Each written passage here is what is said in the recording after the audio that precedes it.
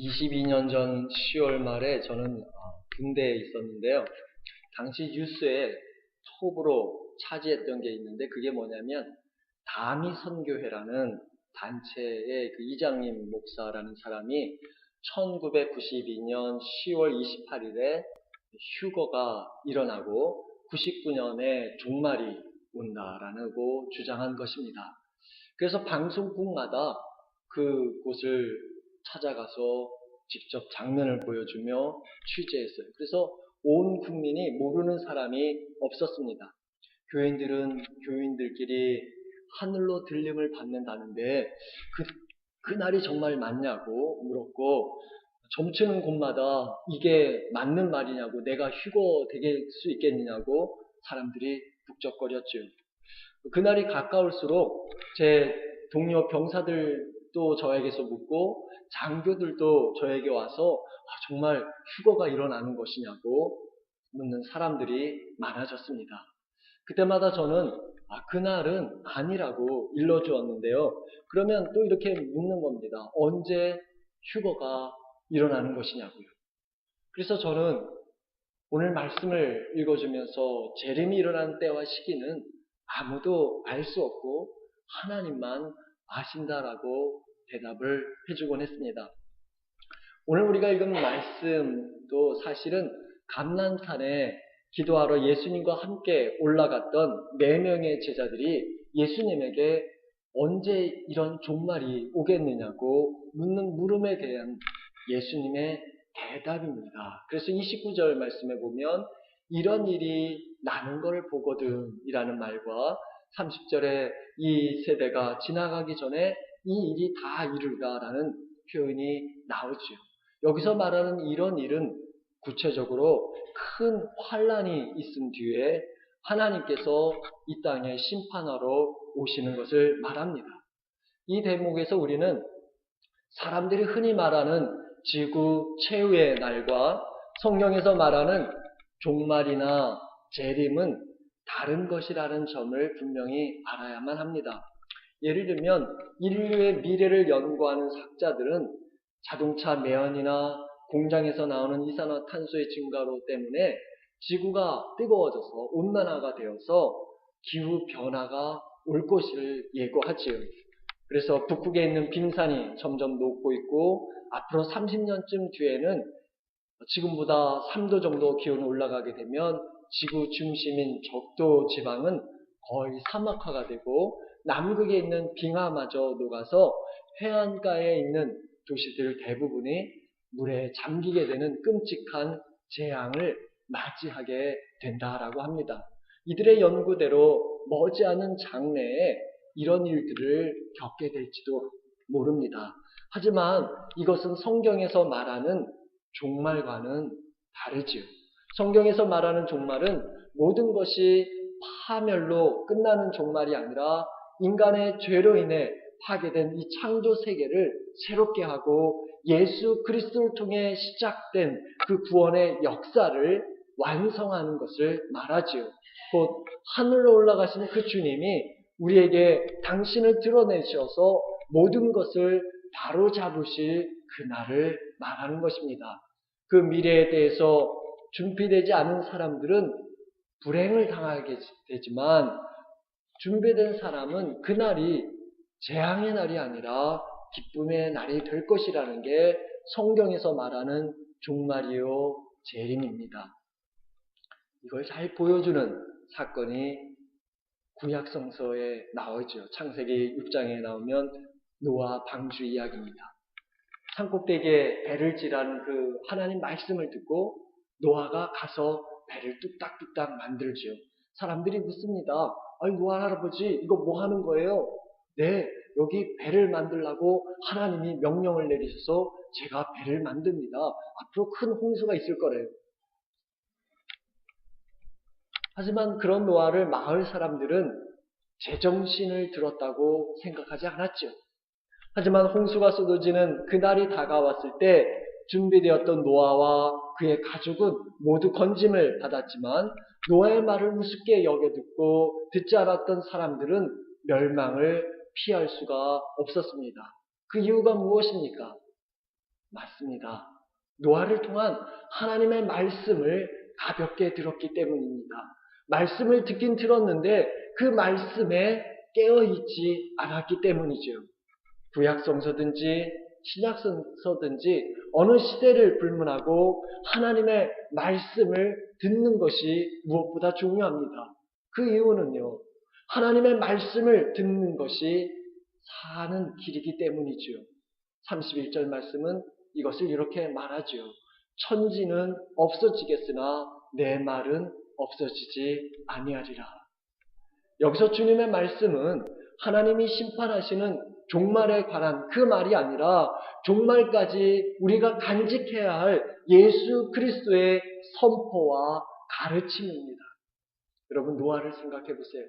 동네 사람들이 노아를 향해서 미쳤다고 손가락질하고 놀려댈 때 노아는 자신이 들었던 하나님의 말씀을 부끄러워하지 않았고 오히려 굳게 믿고 그 말씀대로 살았습니다. 그래서 결국 구원을 받았죠. 예수 그리스도를 따르는 제자들도요, 장차 땅이 흔들리고 세상이 바뀌는 환란을 만날지라도 끝까지 주님의 말씀을 붙들고 그 말씀을 지침으로 삼고 따른다고 한다면 심판의 날 주님이 건져주시는 경험을 하게 될 것입니다. 마가복음 8장 38절에 누구든지 이 음란하고 죄 많은 세대에서 나와 내 말을 부끄러워하면 인자도 아버지의 영광으로 거룩한 천사들과 함께 올 때에 그 사람을 부끄러워하리라 했습니다. 무슨 말입니까? 누구든지 나와 내 말을 쪽팔려 하면 나도 너희를 쪽팔림하게 내버려 두겠다라는 것이죠. 그러니까 심판하러 오셨을 때요, 나는 주님을 압니다. 내가 주님을 압니다라고 고백하지만 주님께서는 도무지 나를 가리키며 모르겠다고 한다고 한다면 낯뜨거움을 우리가 당하지 않겠습니까? 우리가 부끄러움을 당하지 않으려면 어떻게 해야 할까요? 33절 말씀은 이렇게 말합니다. 우리 함께 읽어보겠습니다. 주의하라, 깨어있으라, 그때가 언제인지 알지 못합니다. 여러분, 깨어있다라고 하는 것은 잠을 안 잔다라는 것이죠. 그런데 오래된 성경사본에는 이 말을 깨어 기도하라고 기록되어 있습니다. 여러분, 우리가 누구에게 기도하지요? 하나님께 기도합니다. 그러니까 깨어 기도하라는 말씀은 하나님을 찾는 일에 깨어 있어야 한다라는 것이죠. 제가 화요일부터 금요일까지 새벽 기도를 하는데 새벽에 여기를 오면 차들이 아침 출근 시간보다는 작지만 그때도 제법 많아요. 또 그 새벽에 가게에 나와서 오픈 사연을 키는 사람들이 있습니다. 왜 이리 꼭두 새벽부터 문을 열고 일하러 가는 걸까요? 그것은 열심히 일해서 돈을 벌어서 살기 위해서죠. 누구든 소원을 이루기 위해서 자기의 열정을 다합니다. 우리도 자기가 맡은 일에, 하는 일에 당연히 그렇게 해야 하겠죠. 그런데 하나님을 찾는 일에 그렇게 하느냐 하는 점입니다. 성경에 보면 하나님의 마음을 움직인 사람들마다 공통점이 있는데 그것은 그들마다요, 기도를 위해서 시간을 내고 장소를 따로 떼어놨다라는 것입니다. 그냥 되는 대로 기도하는 삶이 아니라 기도로 깨어있는 것이 자기들의 일상생활에 중요하게 여겨서 하나님의 뜻을 찾기 위해서 시간을 내고 장소를 마련하고 기도에 힘을 썼다라는 것이죠. 내 나라와 내 권세를 위함이 아닙니다. 하나님의 나라에 하나님의 백성으로 살아가기 위해서지요.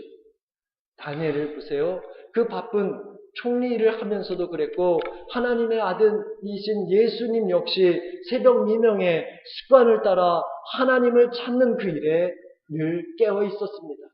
내가 하나님의 아들이니까 나에게는 하나님께서 주신 권능이 있으니까 안 해도 된다 하지 않았고 날마다 하나님 앞에 엎드렸다라는 것입니다. 다시 말해서요, 나는 이렇게 주일마다 예배당에 나와 예배드리며 신앙생활 열심히 하니까 우리 교회는 모든 사람들이 친절하고 다툼도 없고 찬양도 감동적이고 예배도 좋고 게다가 식사도 제공하니까 여기 이 상태로 머무는데 만족해야 할 것이 아니라는 말입니다. 나를 향한 하나님의 뜻이 무엇인지를 알고자 하나님을 찾는 그 일에 우리가 더 열심을 내어야 하지 않겠습니까? 그래서 만민이 기도하는 집인 이 주님의 집을요, 정말 그 말씀 그대로 깨어 기도하는 집으로 만든다고 한다면 깨어 기도하는 저와 여러분으로 말미암아 우리의 심령과 가정과 교회는 하나님의 영광으로 충만할 것이고 구원의 감격이 무엇인지 체험하게 될 줄 믿으시기 바랍니다. 여기서 우리가 불편한 진실이 있는데 깨어있다고 해서 그것이 우리가 해야 할 집안일이나 직장일 그것들을 때려치우고 임박한 종말을 위해서 살라는 게 아니라는 점이지요. 깨어있다라고 하는 것은 환란이 온다고 해서 피해 도망가는 것도 아니고 전쟁에 뛰어드는 것도 아니라 깨어 지켜보는 것입니다. 돌아오리라는 주인의 말씀을 듣고도 무시하거나 그저 주인이 돌아올 시간만 헤아리면서 아무것도 하지 않는 종은 깨어 있어도 깨어 있는 게 아니라는 말이죠. 그러니 깨어 있으려면 주인이 떠나기 전에 내 자신에게 맡겨주신 그 분부를 따라야만 합니다. 34절 말씀에 보면 사람이 집을 떠나 타국으로 갈 때 그 종들에게 권한을 주어 각각 사물을 맡기며 문지기도록 깨어 있으라 명함과 같으니 그랬어요. 주인이요 종들마다 불러서 책임을 정해주는 거예요. 김집사 이만큼, 박권사 이만큼, 암괴성도 이만큼 다들 불러서 감당할 일을 맡겼습니다. 주인이 언제 올지는 모르지만 언제든 주인의 때에 주인이 오신다는 그 마음으로 신실하게 현재를 사는 종이 깨어있는 사람이라고 하겠지요. 영어로 오늘을 뭐라고 하죠? 프레젠트라고 그러죠. 프레젠트. 프레젠트의 또 다른 뜻은 선물이라고 하는 뜻이 있습니다. 누군가 저에게 선물을 포장해서 보내면 제가 그 선물이 무엇인지 알려면 그것을 뜯어서 열어봐야 되는 거죠. 그렇듯이요. 하나님께서 우리에게 주신 오늘이라는 선물이 우리에게 선물이 되려면 오늘을 우리가 열어야만 합니다. 그리고 오늘을 살아야 하죠. 제 아무리 좋은 선물을 받았다고 하더라도 귀찮게 여기고 그것을 열어보지 않은 사람은 결코 그것이 무엇인지를 알 수가 없습니다. 하지만 그것이 나에게 정말 별 의미 없어 보이는 일로 여겨진다 하더라도 예배당에 나와 예배 드리듯이 충실히 오늘을 감당하는 사람에게는 오늘이 그냥 오늘이 아니라 복되고 가치 있는 하나님의 선물이 되는 것입니다. 여러분 죽는 것하고 재림에 같은 점이 있는데 그게 뭔지 아십니까? 그날은 언제인지 모른다라는 것이죠. 미리 알 수 없지만 분명한 점은 그날이 온다라는 것입니다. 하나님께서 반드시 오실 때가 있습니다. 하나님께서 반드시 오셔서 바로 잡으실 때가 있습니다. 그러니 우리는 예수 그리스도의 군인으로 맡겨진 일이 크든지 작든지 충성하는 저와 여러분이 되어야 하겠습니다. 이거에 구체적으로 뭔지 에스더가 잘 보여주죠. 에스더는 전쟁 고아로 부모를 잃었죠. 딱하게 여긴 사촌 모르드게가 그녀를 데려다 길렀습니다. 페르시아 아하수에로 왕이 왕비를 쫓아내고 새 왕비를 뽑을 때 에스더는 전국 127개 나라에서 뽑힌 왕비 후보들 중에 한 명이었어요. 그러니까 127명 중에 한 명이죠. 근데 이 에스더가 최종 심사에서 왕비로 뽑혔잖아요. 그때부터 그녀의 인생은 완전히 저 푸른 초원 위에 그림 같은 집 같은 그런 삶이 시작되었습니다. 하지만 얼마 못 가서 유다 민족을 모조리 죽이려는 그 하만의 계획 때문에 위기가 찾아오죠. 모르드게가 찾아와서 야, 너 혼자 살 수 있다고 생각하지 말고 왕에게 찾아가 도움을 요청하라고 왕비가 된 것이 뭐 이때를 위함이 아니냐고 강하게 말합니다. 사실 에스더는요, 모른 채 하고 혼자 편안히 지낼 수 있죠. 하지만 에스더는 자신에게 주어진 그 왕비라는 쥐를 이용해서 죽음을 무릅쓰고 왕에게 나아갑니다. 그렇습니다. 주인이 올 때까지 깨어 있으라라고 하는 말씀은요, 내게 주어진 재물이나 재능이나 시간이나 에너지 혹은 직분이 하나님이 쓰시고자 하는 대로 쓰이는 것을 말합니다. 다시 말해서요, 나를 통해 그분이 하시려는 일이 무엇인지를 알고 그 뜻대로 쓰여지는 것이지요. 이 시점에서 우리 각자에게 한번 물어보십시다. 하나님이 내게 맡겨주신 에너지가 잘 쓰여지고 있습니까? 혹 맡겨주신 시간과 재물과 재능이 땅에 묻혀 있지는 않습니까? 혹 하나님의 뜻을 위해 관리되지 않고 나만의 부유함을 위해서는 사용되고 있지는 않습니까? 나아가 오늘 내 영혼의 상태는 어떻습니까? 2년 전 오늘 저는 응급실로 질러가서 수술을 받았죠. 그때부터 여러분을 비롯해서 전국에서 저를 위해 눈물로 기도해 주셨습니다. 하나님께서 불쌍히 여겨주신 은혜로 제가 다시 일어나게 되고 36일 만에 태어나게 되었는데, 처음에는 걷는 것도 힘들었지만 지금 그래도 잘 걷고 있고 이렇게 서 있죠. 이게 다 여러분들이 관심 갖고 기도해 주신 덕분입니다.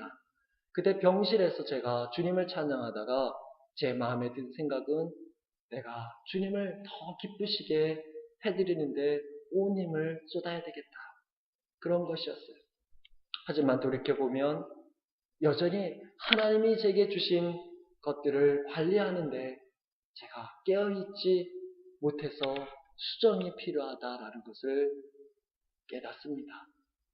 오늘 여러분은 어떻습니까?